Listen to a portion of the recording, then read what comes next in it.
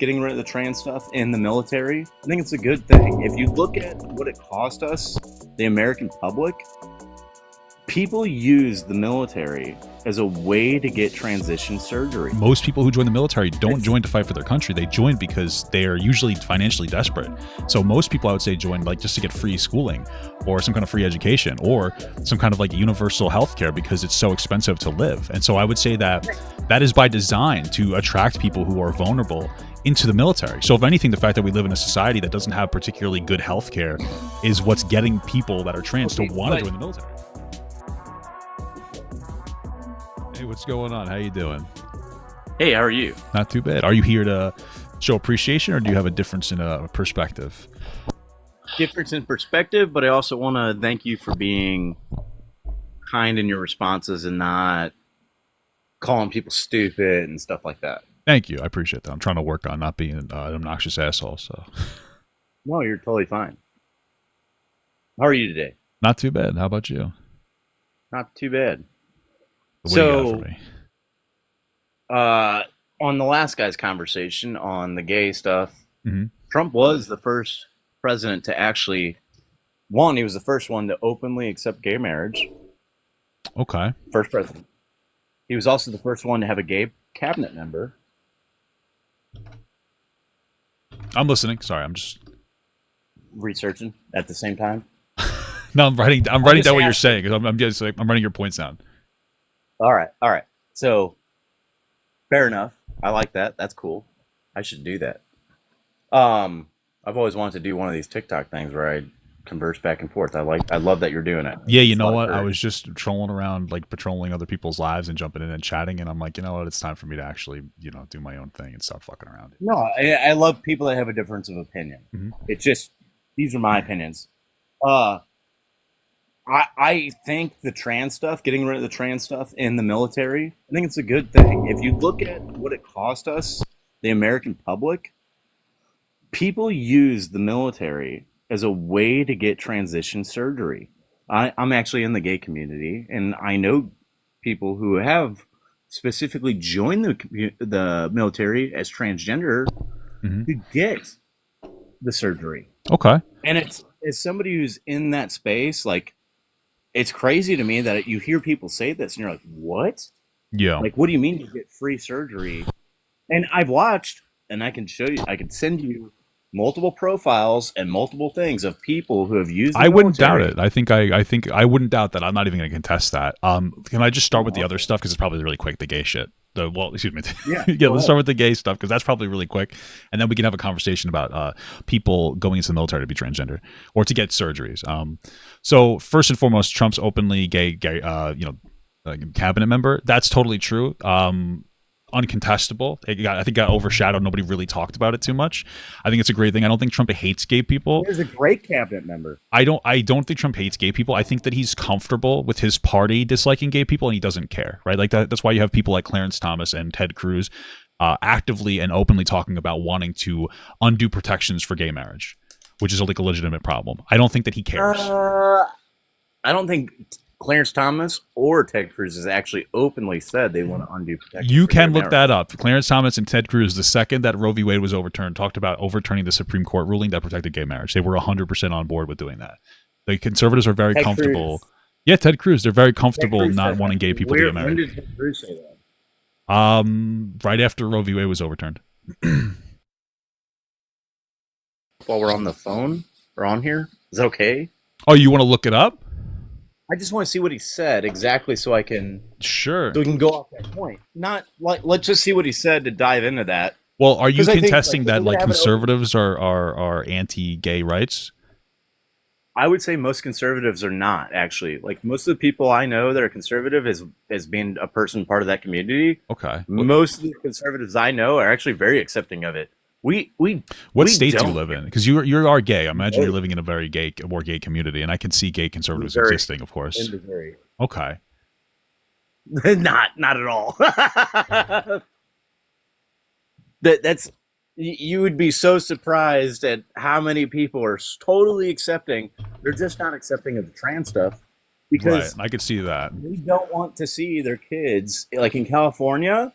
where your kids can be taken away if you don't accept their identity, that's crazy. That's nuts. If your 13-year-old thinks one way or the other, that's not up to them. Okay. All right. We definitely, it sounds like we want to get to that trans conversation. So let me get the second point on where, Well, I mean, we don't have to. We can oh go no, I want to talk about that. I just want to satisfy the other things first. So, because you had And mentioned, honestly, if you want to switch conversations, I'm cool with that too. If Okay. there's something else you want to talk about. oh my God. Okay. Sorry. No, I'm going to talk about the trans. I think that's a great conversation. Really quick to the, to Trump openly accepting gay people like being the first president. Gay marriage was only legalized in like 2016 or 2015. So obviously that would make sense as to how he would be the first president, especially since he was right after Obama, who was. Can you repeat that? Because I had somebody trying to call me twice in a row. No Sorry. problem. I hate to do this on your TikTok. No, you're totally fine. So to your other point about how Trump was the first president to like openly accept gay marriage, he was the first president that came in when gay marriage was completely legalized. Obama came in when it wasn't legalized yet, and he was an advocate for a kind of a separate but equal, which I disagree with, but that's the reason why. So he changes his opinion for his base. Who's that? Obama did. I think it's He okay. changed his opinion for his base, but I think in this, I think, like, well, I want more votes, so I need to start accepting these people now. I think. Well, just be clear, he did not accept those people. Just to be clear, there's a great interview with Trump where he's like, I don't care who you like. Yeah, well, I'm with Oprah where he's like, the gays, they like who they like, and if a man's a man, sure, that's what he was all about. Yeah, no, even in the 80s. Yeah, well, that's so. Just to be clear, Obama's opinion of this before it was legalized was, I believe that gay people should have access to something that is equal to marriage, but it is different from marriage. And then once that was made legal, he did not contest it. And I don't think that his perspective is too far off from just legalizing gay marriage. So I don't think it's a huge flop. I'm not saying that Obama doesn't agree with gay marriage. What I'm getting at is that Trump, for years since the 80s, has been fine with gay marriage. He's been fine with people loving whoever they want to love. Sure. And again, and that is part, but he is also associated with a party who is more inclined to want to get rid of gay marriage. Well, hold on, but what should he do? Go to the Democratic Party who wants none of his policies? What's he supposed to do? Oh, I'm just all I'm saying. Because he's for one, like you can't. That's called identity politics. Then. Yeah, I didn't say he should shift. All I'm saying, he is in the party that is very comfortable with trying to get rid of gay and trans rights. What rights? Well, gay marriage specifically. But who's really trying to get rid of gay marriage? Ted right Cruz. now? He said he would. He literally said he would sign. Okay, so Ted Cruz. The reverse. That's a pretty big. That's a pretty big. You don't think Ted Cruz is a pretty prominent member? Not really, considering the fact that he got raked throughout the entire election. Okay. He pretty much almost got ousted out of Florida because he was so against Trump. Are you saying that in general you don't think conservatives have a problem with gay people? I think that Ted Cruz is part of the neocon, original conservative party. I think Trump is a totally different, the Freedom Party. Okay. We have freedom rights just on everything, and that should prevail over everything else. Okay. All right. I mean, let's move on to the trans topic that you brought up. Is that okay? Okay, go ahead. Okay. Yeah, absolutely. So you had enjoyed said the conversation. Thank you so much, man. Yeah. No, I like the disagreement too. Of anybody out on any of these TikTok things. Of the Liberal Party, you're the most kind and willing to hear an opinion out. And I appreciate that. Thank you. Thank you so much for not just muting me. You know what? There's a lot to be said about you right now. I'm getting at that. Hopefully it's good. Hopefully it's good stuff. No, totally, dude. The conversation is great. Thank you. I appreciate that. All right. So you had mentioned that there's trans people who join the military so that they can transition. They get like a free ride on their transition, right? Correct. I don't know if that is 100% true. That sounds true, because I think that most people who join the military don't join to fight for their country. They join because they are usually financially desperate. So most people, I would say, join like just to get free schooling or some kind of free education or some kind of like universal health care because it's so expensive to live. And so I would say that that is by design to attract people who are vulnerable into the military. So if anything, the fact that we live in a society that doesn't have particularly good health care is what's getting people that are trans to want to join the military. What does it cost in a lifetime for a trans person to get medical treatment over the course of their lifetime compared to somebody who is not trans? It's about $2 million. Is it $2 million? Oh, it's that and plus. It was originally at 1.2, I believe, in 2016, and they upped it to about 2 million in 2022. I don't think it's. I think it because what I've seen is like $250,000 is more accurate if you consider all the not even just the hormones, which are relatively inexpensive, but more of the surgeries, which can be very expensive, especially feminizing surgeries. Actually, it's actually the not the hormones; it's the effects from the hormones. Well, I would say the most expensive cost would be the surgeries. No, it's actually the treatments from the hormones. It's actually from having to have follow-up visits from adverse effects from the hormones that sees the most amount of doctor visits. So when you say adverse effects, I don't. What I'm really hearing is like. Well, hold on, because when I'm diabetic, okay, so I have to go to the doctor every 3 months because of my diabetes. That's what I imagine is the same thing for people that have gender dysphoria. They have to do checkups to make sure everything is good because every drug that ever exists has some kind of negative impact or it has some kind of side effect. Yeah. So with testosterone in women or what do you call it? The shot that they take for transitioning, I forgot the name of it. Sure. It starts with an E, I believe. I forgot. But because of the effects of these hormones that you inject, your body actually goes through a much more drastic adverse effects on your body over time that they have a much shorter lifespan because of those hormones that they take every day. With a million%. Yeah, what I'm looking into is that the average cost is anywhere between $25,000 and $100,000 in a lifetime for people get gender affirming care. Does gender affirming care affect the lifespan of a person? Should be your question. And if it does, why? And then what are those effects that it affects those people? And what is the cost associated with those effects? So what I'm because seeing it shortens their lifespan up to 20 to 30 years. Well, hold on a second, just really quick. When you say it shortens their lifespan, where are you getting that from? Are you getting that from the generalized study that says that trans people tend to live less longer? There's a Swedish study, and there's also a couple other studies out of Denmark. How old is the Swedish study? Is that the Swedish study that ends in 2003? No, there's a 20, I believe, 18 or 17 or 16, somewhere in there. It's late teens. What is it called? I don't know. Okay. The only one that I am aware of is a study that ends in like 2003, and it studies gender identity, It doesn't study gender dysphoria. It studies gender identity dysphoria, whatever the fuck it is. Yeah, but you're not which is not the same thing. Look at the effects on the hormones taken. Well, yeah, but you could say the same thing about a guy with low testosterone that needs testosterone pills, right? Like That's totally different. Your body, when you have testosterone produced, is used to having that testosterone effect compared to if you're a female who has estrogen and then you're taking testosterone. It's totally different over time. It wreaks havoc on your body. It's terrible what it does for your body. That is specifically why they banned all these drugs for children in a lot of European states. Well, we could talk about kids. I feel like it's a separate topic to like adults that are trans. What I'm seeing is that there is a lower longevity of life for people that are trans, but a lot of the factors here are like lack of support. So when it comes to mental support, particular violences against people, and lack of insurance coverage. Because the suicide rates are through the roof. That's also why they're why do you think that they're? We'll try to use their. We'll try to be a little more censored in our language. We'll say their mental health problems, right? Or why do you think that it is? No, it's okay.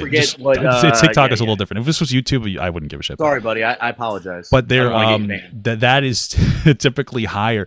Why do you think that they have those like mental health issues specifically? Do you think it has anything to do with the fact that people will not like them, for instance? To say it plainly. I think when you're around a lot of them, you'll start to notice that they bring up things like they don't know themselves. They don't know where they're supposed to be at in their own body, and that really has an effect over a long term. Are you like very close friends with trans people? Oh yes. Okay. Well, I think that's a different conversation because I'm friends with trans people. I'm not very close friends, and so we usually just talk about like Yu-Gi-Oh and shit. Like just. I think that maybe that person is feeling comfortable talking to you because you've created and fostered a very positive relationship with them. And I've had different ones. Yeah, I've had over the conversations course like that of, with other people 20 about other years. things. Yeah, so that sounds more like they're talking about their general mental health problems with you, and they happen to be trans. I have close Well, friends that I've I talked think about you their can mental health find problems. this. I think you can find this data out there, though. Yeah, Is no, that no, no. I believe you when you say that they will stress to their friends that they have mental health issues in the same way I've talked to people about their mental health issues. But I so? think that these Hold mental on. health issues Do are you think that? exacerbated by the fact that people don't accept them in society. Do you think that that has a play on how they feel, like their mental health issues? The fact that Obviously, people don't like them, the fact that people like actively dislike them. but do you think that has a play on them committing suicide? Yeah, People not liking them. absolutely, 100%. People not accepting you as a person in society, 100%. So, would you want somebody like that in your military that is easily affected Well, why would you by? think that they're I easily mean, affected? I think that the military has particular that is like standards that they're they set. easily affected by people not accepting them. Well, just to be clear, I think that if the military sets a particular standard and they are able to rise to that standard, then I think that they should be part of the military. What? I think if the military creates a particular standard of what they're looking for and trans people are able to maintain that particular standard, then I do think that they should be allowed in the military. With or without transgender confirming surgeries as a part of their health package. I think the same thing as I think that people who go there for schooling should get full free schooling. Like, The problem is that I'm a very like can I ask you a universal question? healthcare guy, so like I'm never gonna say no to giving people the access to what they need to be able to succeed. Because and I know you want to ask questions. Give me 1 second. If you're telling me that a trans person needs healthcare so that they can function in society and work a job like in the military, I'm 100% for helping anybody be able to actually meaningfully work and contribute to the economy. So I'm always gonna say like, yeah, for sure, like pay for it. But can I ask you one question? Sure. If a woman feels uncomfortable having small boobs, do you think the military should pay for a breast augmentation because of that? Because she feels so uncomfortable and she gets made fun of for having a small chest. Should that be covered then? If it gets to the point where they're having hold on, yeah, I'm gonna answer the question. If they because that would be some form of gender dysphoria first and foremost, because they're having some kind of a dysphoric feeling that coincides with the way that they express their gender to society. If it is deemed to be such a mental health stressor that would be what they need to function, absolutely, yeah, sure. Then every woman in the world would join the military. Not every woman. Well, I don't think that's true at all. Statement. And by the way, even if they wanted to try, I understand. Well, that's the thing though. But is that a problem? Because then the military has so many people that they don't have to take all of them, and they have like a backlog. They can pick through the best. Wouldn't that make it better for the military? I think that there's so many people, veterans wise, and other people that need healthcare in the military, sure, that it drains that system of money and resources for things that are so non-matter. You don't think it? If a woman has that much of a dysphoria being in the military because she has small boobs, well, just to be clear, then she probably shouldn't be in the military. Yeah, just to be clear, because I did answer your question. I don't think that there is anywhere close to enough women, that have so much dysphoria to the point where they're having very negative thoughts that they would need the surgery. Like we're talking about if a mental health professionals decide that there is an actual gender dysphoria associated with women having small boobs, that they would need a surgery, then sure, we can make that acceptable. It just doesn't exist. So that's why we don't have that consideration. It's the same thing where we don't have that same consideration for guys with small penises. Well, it doesn't exist because we don't allow it. Well, it doesn't exist because it's not because it hasn't been expressed to the point that it's necessary. There's a difference between being upset with like not looking perfect in your body versus having like a legitimate DSM-5 classified mental health condition. Those are two very different things. Give them BBLs. I don't see the issue. I mean, if they needed the BBL, BBLs for America, like I'm all for it. But there isn't enough of a collection of people that have so much distress that they can't function without that. But if they did, sure, that's a conversation I'd be willing to have. It just doesn't exist. Do you think that people with that much distress are a good part of our military? Because I truly believe if you have mental health issues that far that it stresses you out that much, you probably shouldn't be somebody who carries a firearm in active duty. I understand that, but I feel like a lot of people, especially people who see combat, develop mental health issues. So I feel like a lot of people in the military already have mental health issues, and we're still managing that. I don't imagine that somebody with PTSD gets immediately ejected from the army just because they saw one person die in front of them. They're taught to move through that. And so if anything, you could argue that people that have gender dysphoria are more used to... I think PTSD comes later, honestly. Maybe. You don't think it happens immediately after... You don't think that there's a mental health racking if you have to go into like an active combat and kill somebody? I Not think it would happen immediately. immediately. I saw statistics where like only 15% of American soldiers were shooting at people in Vietnam because they were just so distressed about killing or taking a human life. I Where think they're like shooting in the air, essentially. Like, yeah. But either I, way, if the military and what it seems like they have can deem people with gender dysphoria as able to be part of the military, 99% of the roles that are not even active combat roles, I think that's fine. Like I'm not part of the military, and I can trust the institution of our military to make that decision correctly. I think I have a difference of opinion, but I could see your opinion. Yeah, I mean, like I can trust to some degree institutions, and I haven't seen any mass issue with accepting trans people into the military, especially since again, combat roles, most people don't see combat. We have a lot of other roles in the military that need to be satisfied, and if a trans person can satisfy that role, I think it's 100% fine. I think it's totally fine if they're completely if they leave their issues at the door and go to the military with an open heart on everything, then yes. But I think that's been part of the problem, is that they don't leave their issues at the door, and they use the military as an avenue to express these issues and then also seek them out, because it's very hard for the military to eject them based on political view, like extremist views. Well, when you say eject them, what do you mean? Like get rid of them? Yeah. Well, so to be clear, I've never heard any actual, outside of speculation, I've never heard any actual meaningful issue with trans people in the military other than, hey, I don't think that they should be in the military. That's not a convincing enough argument for me. I think, have you been in the military? No, I haven't. Yeah. I think you need to be around people who have or be in the military to understand the issue that is afoot with that and the politics that come with that. I can imagine that there are political things Extremely that force trans people to be able to be in the military, but we do that for every other group of people. And I'm sure that people said the same thing about black people when they used to be uncomfortable with them. Yeah, and dude, there's a free speech issue there as well, and I'll agree on that. And I will also say people in the military tend to be very conservative. Absolutist. So like I agree on free speech. I also agree on free expression. So Okay. there's a holdback in some way with that, with me, because because you can't ignore your founding fathers' laws and then try to fit your narrative at the same time. Okay. So it's like, okay, I don't want free surgeries just for whoever wants to go in there, but I also truly believe in free expression. Well, I can appreciate that you are exploring your morals in a way that you are critically thinking about them. How's that sound? No, I can't just agree with my party because they, you know, there's a fine line, and it's really hard. You know, that's politics now, and what you're politics doing is very much part of life. So to explore that fine line without being crazy and without being like you're an idiot for what you agree. Like you actually come back. You don't tell me I'm stupid. You have a really general, like really good opinion, and I appreciate it. I appreciate that. Yeah. So thanks, man. Hey, well, I appreciate the conversation. I'll get on to somebody else. And Yeah, I appreciate it. I appreciate the respectful conversation. That's and I it's very stimulating having a back and forth. So thank you very much. Thanks so much. Anytime, man. I appreciate it. Take care. I'll let you get close. Have a good one. Thank you. You too. Peace. Good afternoon, Father God. How are you, brother? Are you here for just to say hi, or are you here for a little friendly debate or conversation? I mean, if you believe that I'm not trolling when I say that Pedro Pascal is not white.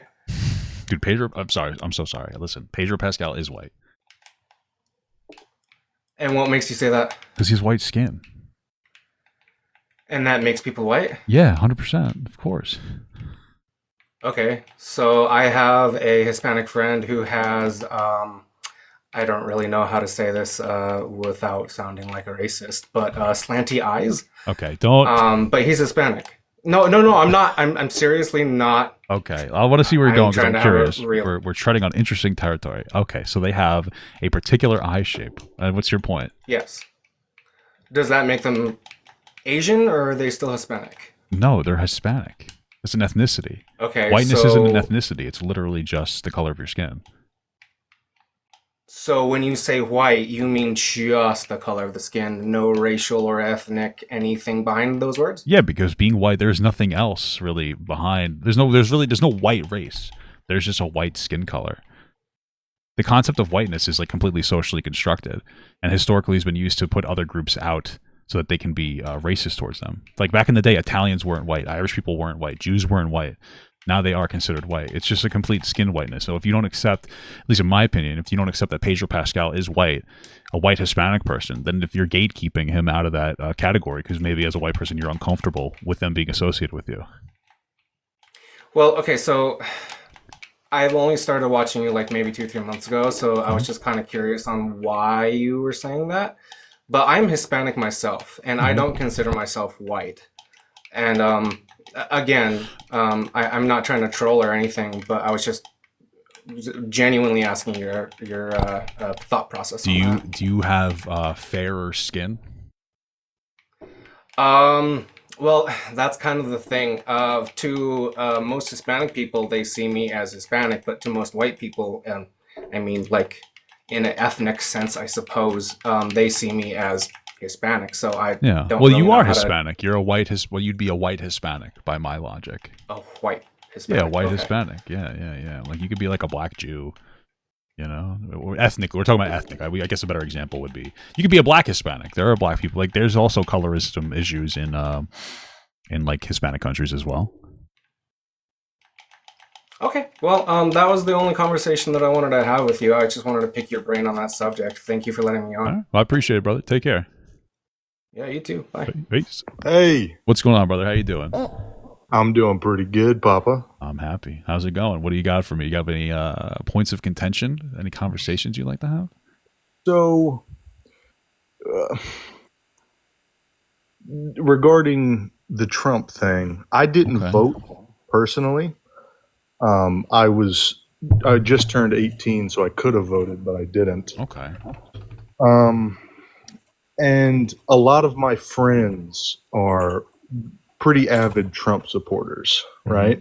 Sure. Because I live in Tennessee, and that's pretty much the norm down here. And I was wondering, like, what exactly is the like, where do you draw the line on like it becoming a moral issue, like supporting Trump?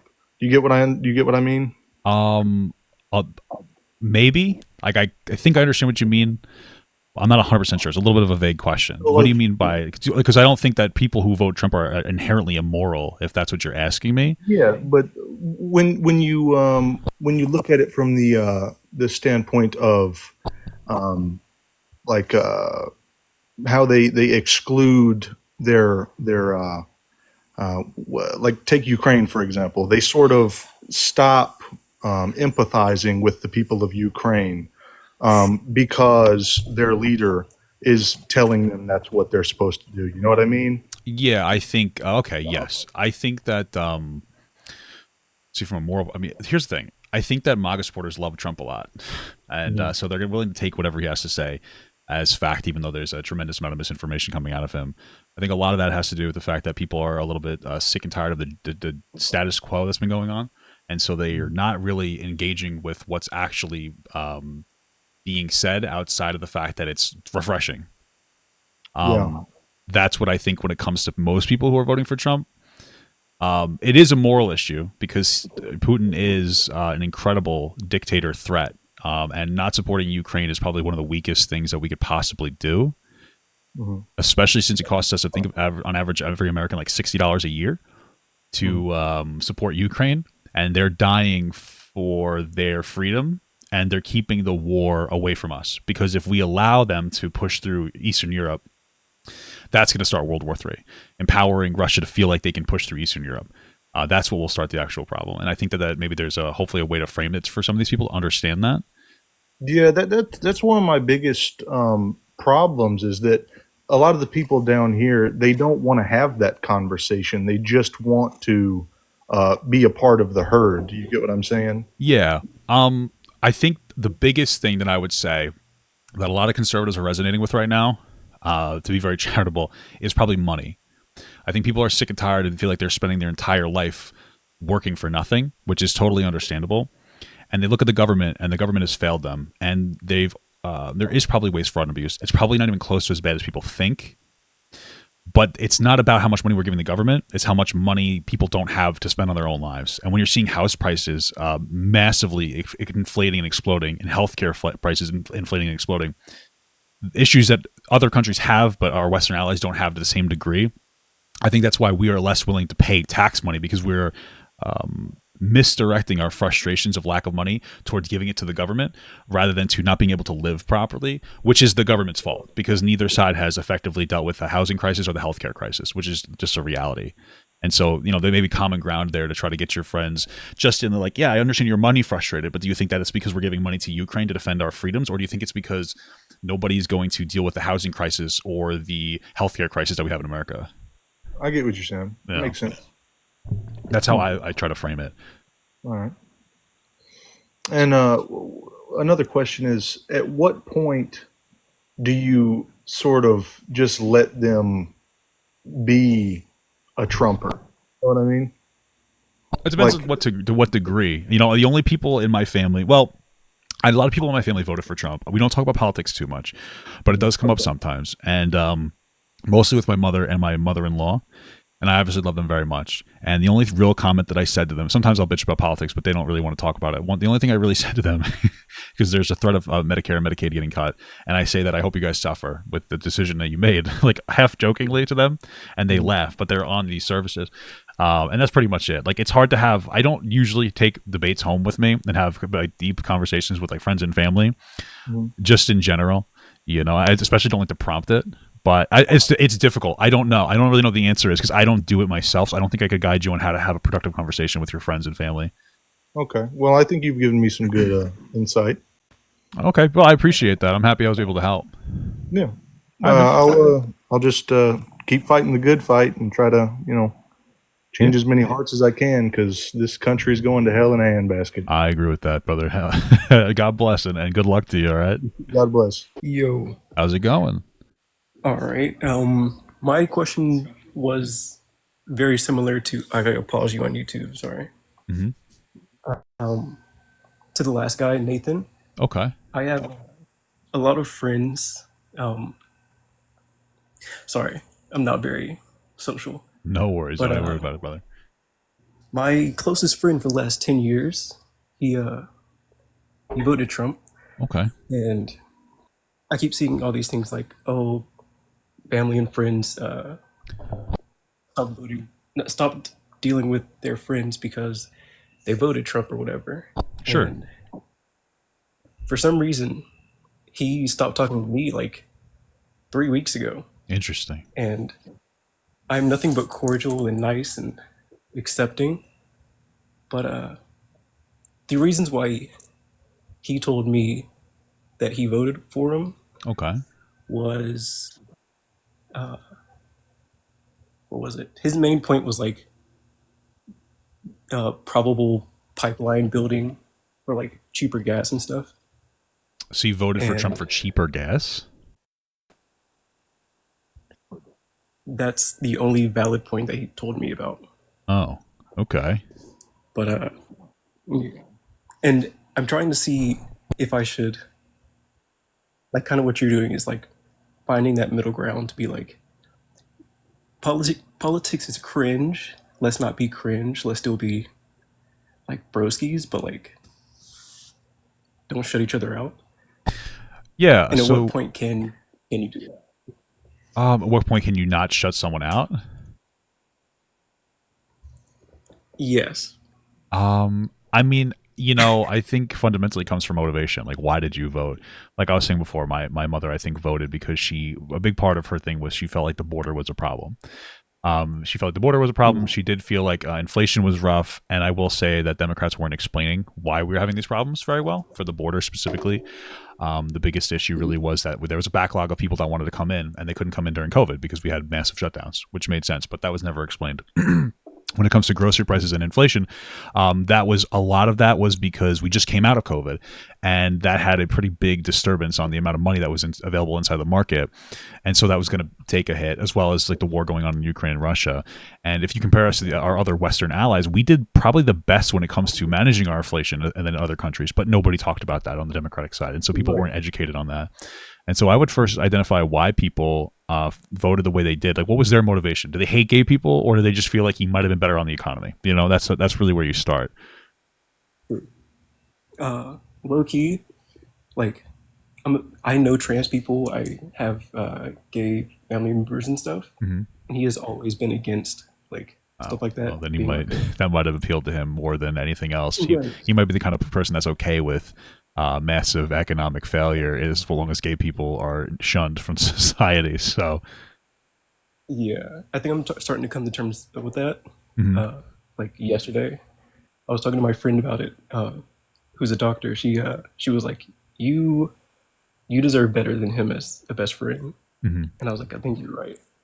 Yeah, that might be unfortunate loss. You know, maybe he needs to go on his own journey before you kind of come back to a potential, reconciliation. Unfortunately, I agree. So, well, I appreciate you. Sorry for taking up. Yeah, no problem. I appreciate the conversation. All right. Of course, much love. Yeah, to you too. Peace out. Bye. Let's see. I'm gonna take this guy in. This guy, he says, sell all of RPGs to Walmart. How could you not like that? What's going on, brother? Hey man, how's it going? Not too bad. I appreciate the name. Sell all RPGs at Walmart. Very interesting. Definitely provocative. Yeah. So that kind of goes back to I had mentioned I was like kind of former like Make America Great Again sort of thing. Okay. So I used to be in high school. Obviously when you're in high school, you're a little bit more edgy. That's where it kind of came from. Yeah. So I was a lot more like in 2020. I was more pro Trump, and then after he came in, I thought he did decent. I'm not super crazy political, so that's my kind of stance. I'm not like super informed. Sure. But that to be said, a lot of people aren't, so that's why I think I have a good point to make. So with the whole thing, it's like I disagree with him on a lot of things. I also agree with him on a lot of things. But also I think a good amount of people that I know, like we aren't like there's a lot of conservatives that really dislike MAGA, Mm-hmm. and a lot of us just wanted to vote him in because we think he was like on par, at least with Kamala, on our views. But we also knew that if he didn't win, he would keep going and screwing our potential for a better candidate because he would get the most votes from the MAGA group. I've never heard of anybody saying we should just get him in. We should vote him in just so we can get it over with. So that's not all I'm saying. I'm saying I do I do agree with him on some things. Okay. But also I knew that he would the Republican Party in general would suffer in the long term if he just kept going, if you know what I mean. Sure. I mean, I will say that if, once he's out of office, I think that he's still going to try to have an impact. He had a pretty tremendous impact under Biden's administration. He still kept talking. He was able to pressure Republicans to not support a Republican pushed bill with bipartisan support that would have put a tremendous amount of infrastructure at the border wall. That would have helped with a lot of the problems there because he was so influential. He wanted to run on that. So, I mean, I don't think that just because he's not president anymore is going to stop him from wanting to have a say in things. He clearly doesn't respect that idea of taking. I agree. So one of my biggest questions, I wanted to ask you this specifically. Yep. Do you think that the whole separation of the parties, like the whole thing we have going right now where it's like you hate the other side, which I do completely agree. This is why I don't like Trump. He caused the divide. Like since he started running, he caused the sort of like, I hate you, you hate me sort of thing. Do you think that has a bigger threat, like because of him being around, like causing a divide like that? Do you think that is screwing things way more than him in office in general? Or do you think his like policies are worse? I don't think Trump started the I hate you politics. I think one of the things Trump does very well is he has a very exaggerated viewpoint. Mm-hmm. He really just takes what already exists and he makes it worse. He like festers an open wound because people were doing this shit like before Trump was in. You had conservatives, complaining that Obama wasn't actually an American citizen. This stuff didn't start there. They were melting down over Christmas. This was something that was going on for both sides. I think that this started really with 9/11. 9/11 was a lot bigger than people realized. That's when the 24-hour news cycle started. And that's when there was a need for always talking about something political. And that means sometimes we have to start straying into political drama to keep it going. And so I think that that's really what started the problem. He's just able to take that and go with it. So people look at him. I'm not saying specifically that he started. I'm saying that he takes advantage of it very well. Yeah. I don't think it's going to have, I don't know. I really don't know because it's done really well for him so far. He can kind of just say whatever he wants And I think that people appreciate the specifically that the fact that he just, he shoots from the hip. He just kind of talks. He just talks, and he doesn't care what the consequences are. And I think that people see a positive in that. I don't, but I think other people find it refreshing, which I can understand. So it seems like that is the strategy that has been working for so long. So I don't know if it's going to have a negative impact in the long run. It might. It's going to shift Democrats to have to try to go into a more populist direction potentially, and maybe even step up the ante and be a little crazy too. But I'm not sure it hasn't had a negative impact yet. He's won twice, so. Yeah, I mean that's true. I'm just hoping specifically, like I voted, or I didn't vote for him, but like I was rooting for him specifically, and I'm hoping that like once he's done here, like at least the people that have common sense won't let him influence too like to the point that you're yeah, we'll see. We definitely will see, because I'm on the it's like I'm conservative, but I also hate that whole mentality. Like I said in high school, I was the douchebag that would also like fly a Trump flag on my truck. so I kind of see both sides, but it's like obviously you grow up and you kind of see like, okay, this is stupid.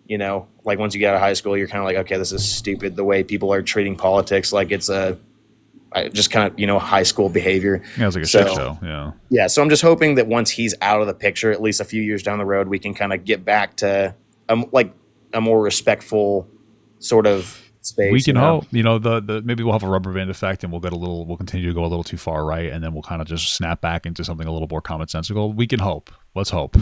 That's all I can say. Let's hope. I am curious what your opinion is of JD Vance opposed to Trump, like at least his composure and the way he like delivers himself and everything. Like I know you disagree with his like specific things about him, but just your idea of him compared to Trump. I think that Vance is not a super vocal vice president. I think that Trump surrounds himself with other people like Elon Musk who take up a lot of the attention that Vance probably desperately wants. I think that Vance was put in there in the first place because he is a smooth, more typical charismatic guy, and so he offsets Trump's intensity. But he was pretty much just that. He was just a dude that would offset that. I don't think that there's really anything there. I think that Vance is very boring. And he can speak well. He's charming and charismatic in that sense, but I think that he's he's boring. And I think that he's kind of a Trump cocksucker. I think that, like that whole display that he put on when they were talking to Zelensky very clearly, screamed to me that he wanted attention. So obviously you wouldn't vote for Trump, but like compared to the two, would you think that Vance would be a better president? Like probably, like hypothetically, probably. Yeah. I think that Trump is he has really no more conscious. So he'll just say whatever. I think that Vance potentially would be a little more reined in. Yeah. Either way, man, I do love your content. And I just wanted to say, like, I do appreciate the non-hateful, like, discussion part of it. So I appreciate you letting me on here. I appreciate you stopping by. Take care. Yep. Yeah, you have a good one. Peace.